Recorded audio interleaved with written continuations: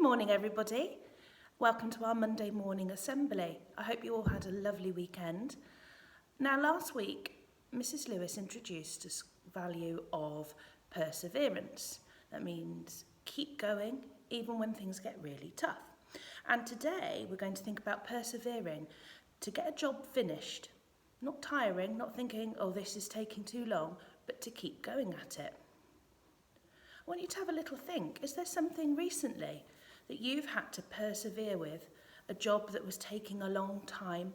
I know at the weekend I was making friendship bracelets with my daughter Lola, and they got to a point where she was getting a bit bored of it, but she needed to persevere because she wanted to give that bracelet to her friend, and by persevering she was really pleased with the job she'd done at the end. So have a little think now. What have you had to persevere with? Or maybe there's something this week in your home learning you're going to need to persevere with. Now I'm going to read to you a story from the Lion Storyteller Bible. And at the time of this story, the people in Israel had lived through some very bad years. They'd had a really tough time. And they had been taken hundreds of miles away from their own land and made to work as slaves for King Cyrus in Babylon. But now there was a chance for the people to return home to Jerusalem. Listen to the story and watch what happened. A time to build. My people have learned their lesson, God decided. It's time for them to come home. So God whispered in the ear of Cyrus, king of the country where God's people were slaves. Send them home, God said.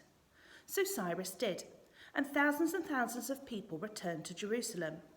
There was a lot of work to do when they got there, rebuilding their houses so they had somewhere to live, rebuilding the temple so they had somewhere to go to worship God, rebuilding the walls around Jerusalem so they had somewhere to hide from their enemies.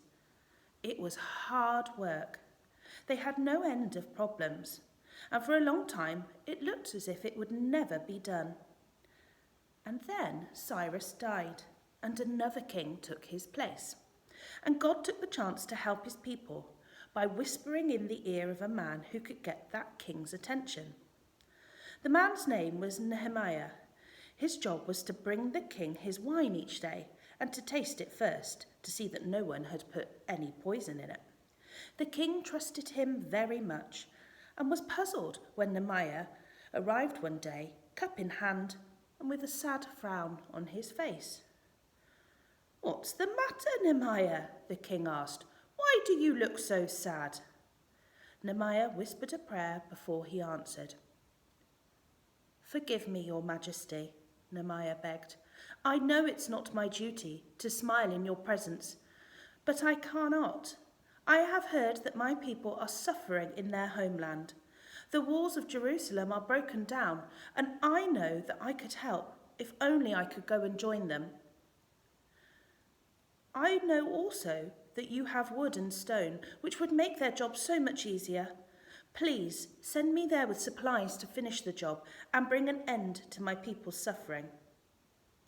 The king thought long and hard. Yes, Nehemiah, he answered, you may go, but let me send some of my soldiers along to protect you on the way. Nehemiah thanked the king, he thanked God too, and he set off on his long journey. When Nehemiah arrived, he found Jerusalem in a terrible state, but the people were pleased to see him. Let's build up these walls, he encouraged them, for God is with us. He gave me courage to speak to the king. He persuaded the king to give us these supplies, and now God will help us finish the job. The people cheered and set to work. It still wasn't easy. There were enemies to deal with, so sometimes they had to work with a hammer in one hand and a sword in the other. But finally, they finished. The walls were built, their houses too, and they had even finished the temple where the people gathered to talk with God. Forgive us for not listening to you, they prayed. We promised to do better in the future, to live the way you told us when you gave us this land so long ago. Thank you for giving us another chance, for bringing us home at last and giving us the strength to carry on and finish the job.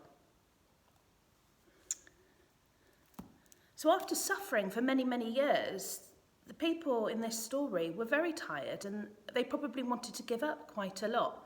And they had, luckily, Maya, they had their faith in their God to help them to persevere. Now, I'm in school, and you can see just behind me, it's Can Do Croc. And Can Do Croc is somebody who should help you to persevere. It's reminding you that even if it's tricky, if you keep going, keep trying, get the job done, then you will succeed in the end.